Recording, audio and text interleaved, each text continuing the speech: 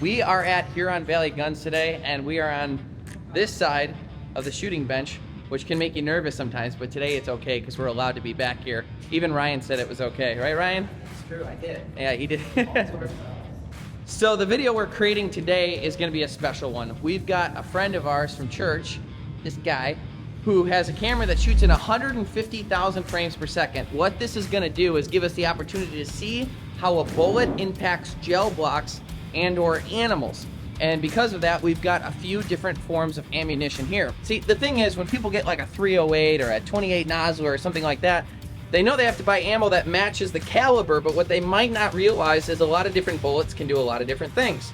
Just with Nosler alone, we've got the E-tip, we've got the Nosler trophy grade AccuBond, we have the classic partition, we've got the AccuBond long range, and we also have the ballistic tip. Now, all of those ammunitions are going to impact and do different things to an animal, and depending on the type of game and how far your shot is going to be, dictates which ammo you should be using. So today, we're going to get to the bottom of it. Also, no gel block sponsor would come through for us, and not sure what that's about. I have to assume it's because of you. They refuse to sponsor people. they know you're going to use it regardless. Nope, you get none. I always use the analogy that it's like hot dogs at a baseball game. Like, you're gonna buy them, even if they are $7. Another dilemma that we're running into is the amount of power that is needed to power the lights in a slow motion camera is a lot, so you have to find different circuits so you don't trip the breakers and end up shutting your stuff halfway off through a shot. We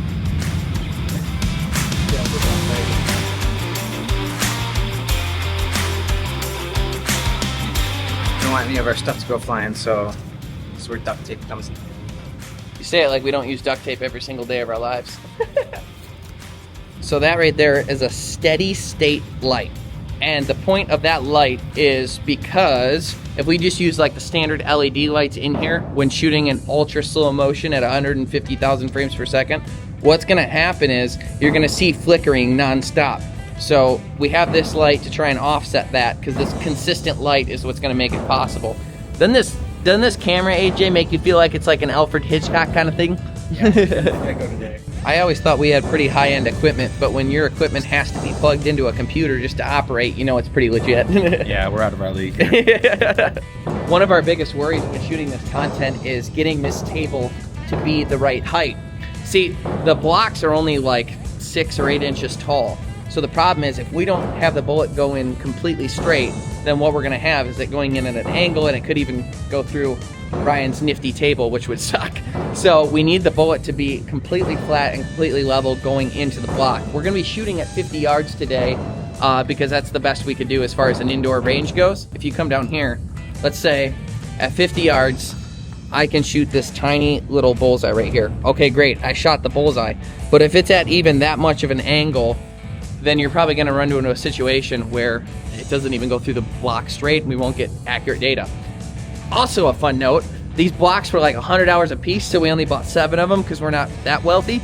So with only 7 of them and 5 bullets, we don't have a lot of room for error. Play sand. Now we have something to play in. So the point of this is gonna be like our test subject to get our initial shots in. We're putting sand in it to weigh the target down. And the point of the X on the front is that's a target for Kyle to do his initial shot at. And then, assuming he can hit a bullseye, we're hoping that it'll come straight out the back in the same spot. That way we know he's shooting exactly straight line. When we're done shooting that, we take this box out of here and we put an actual piece of ballistics gel in and go for it. We fill that halfway with sand so that if I hit the bullseye, the bullet will go above the sand and sand won't just pour out everywhere. Hopefully. I don't know. I like seeing sand go kaboom, so we'll see what I feel like at the time. Also, let's note, this is like, you're not giving me a very big target. I mean, that is... He begged for this distance and this size. I got it. I can hit a pin from 300 yards away. I said it ticks ass. Okay, man. I said, Whatever you want. Tim? So what we're going to do is we're going to scribe a line so that we can make sure that the gel block is always sitting in the same exact position from test to test. Perfect. Science. One of the weirdest parts about this is the amount of expensive equipment downrange, all for me to only hit just that box. And I've been sneezing all morning. So this is as high as this table will go. So you have to adjust that end for being on center line of this up range. I'm gonna go give this a look over, but to be honest, I mean, it's just tables. It's like any typical range. So I might end up having to like shoot prone because we can lower that, but we can't raise it. This is like the type of problems that just keep surprising us. To me, it looks like it might be just about level as long as I don't use the big brace, but I don't know that for sure. I don't think you have any reference from there, but it gives you an idea. New idea for the height of the bench. I'll go like this. All the way down. If I go like that, it looks funny. No, I'm just kidding. All right. So the end result is roughly the top of the box. So that's kind of not ideal. And that's if I go flat off the bench without any structure or anything for shooting, which makes it a little bit harder too. You're gonna go 3, 2, 1 and squeeze the trigger. When I hear the trigger, I'm hitting my trigger. Oh, so I have to. So I can give you 3, 2, 1 if you want. I better do it. Okay. I'll go 3, 2, boom. Is that okay? Or 3, 2, 1, boom. 3, 2, 1, boom. 3, 2, 1, boom, and then they'll go off. Yeah. Another variable. All right, folks. This should be interesting. We're gonna start with the AccuBond trophy grade because that is what I sighted at the range yesterday. And it's just kind of like the Nosler standard. It's kind of the go-to bullet. So we'll start with that, see how it goes. You're not worried about compression or anything with that, Rye?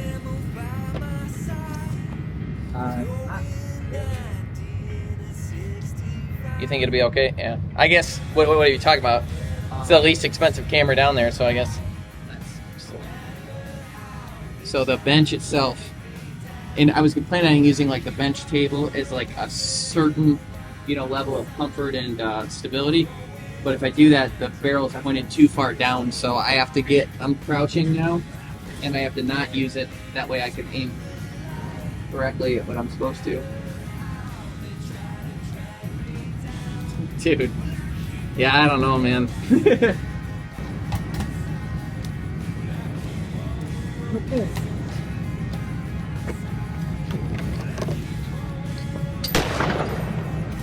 Three, 2. I was a little bit right, but I felt good about the shot, so I don't know if I'm right or not. Okay, test number 1. Yeah, I think I messed up the box, if I'm being honest. All right, so what we need to know is, this was my shot. So it's just a little off to the right. Where did it come out? It's kind of hard to tell. Yeah, I can see where it entered. It's the exit I'm struggling with because it could be this one, could be this one. I think it entered high, which is great because then I could be up a little higher.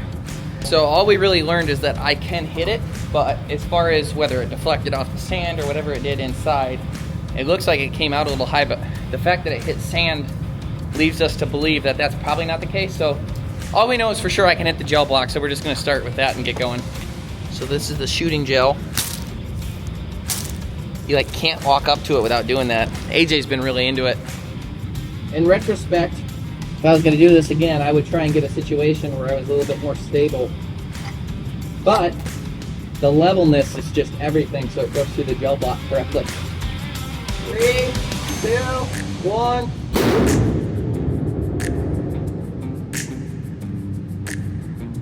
Three, 2, 1.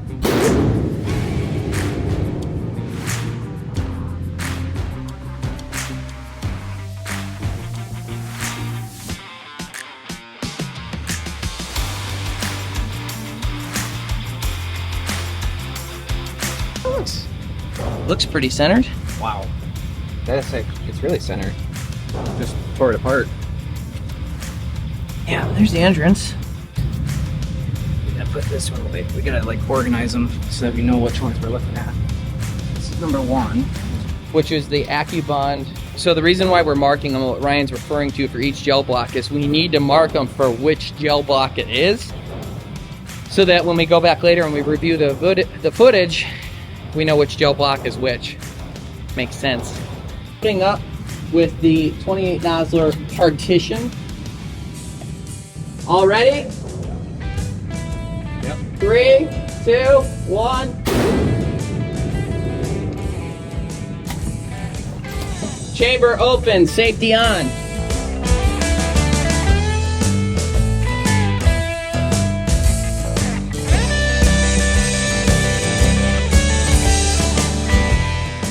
Every time I come down, that table gets torn up a little bit more. Wow. Here is the gel block. Looks pretty uniform all the way through. Look at that cavity. All right. Everyone ready? 3, 2, 1. Like it owed me money. Safety on. Chamber open.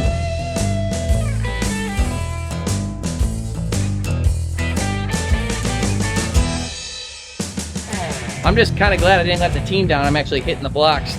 It may look easy, but because I have to shoot so low, it's like awkward. It's like, you know, when you're not super stable and your crosshairs are kind of drifting. I'm dealing with that, but so far we are 3 for 3, except for maybe the sandbox, but let's not talk about that anymore. Okay, this is the block on the E-tip. Looks like a neat cavity where it's super wide right there and kind of, it's just a little different. It really, it almost like it took a little bit longer to mushroom out. We'll be able to know in the data, but pretty cool. All right, fourth bullet is the AccuBond long range. Fourth one. Trophy grade, long range. The next 2 bullets should shoot a little bit differently. This one shoots 3,300 feet per second. Okay, the AccuBond trophy grade shoots 3,300 feet per second. This one shoots 3,125. But I think that the difference, if anything, should be very tiny. But I think I'll aim just a smidge higher. All right, everyone good? 3, 2, 1. Oh, great. Chamber open, safety on. I know you're looking for somebody to use, but I can't stay. You make me roll the dice. To run down each time. This was a meaner exit than all the other ones. Look at that exit. Just blew out the whole back end of everything. The level was a smidge. I guess I was a little high. Not that high though. And this is like all he does, is he looks at that screen all day long. Little hunchback. Right, the last gel block is set, and we're gonna do our last shot of the day. I'm so excited about this one because it's the ballistic tip. I have like a really big hope that the bullet will stop in the gel. I doubt it, but we should see it rapidly open up even more than any of the other ones, and I'm pumped about it. Let's shoot the last bullet here. This one's gonna be going 3,200 feet per second, back to 160 grain. So this one should be dead center like the others. Red tip means ballistic tip. This sucker should open quick. My dream and hope is that when it opens, it sticks in the gel. Kind of doubt it, but it would be cool. Really cool. Chambered round. Everyone set? Okay, safety's off, and I'm bracing for the shot. 3, 2, 1. Well, the ballistic gel got knocked off the thing, so even if it got stuck in there, it's probably not there anymore. Chamber open. Safe to go down range. I push the pedal into the light. No matter how they try to drag me down, well, I keep on. Okay, all right, that's a wrap for the shooting process. Now we are gonna go back to the headquarters, review the footage, and figure out what we got. This video was extra fun to make, and see you in the field.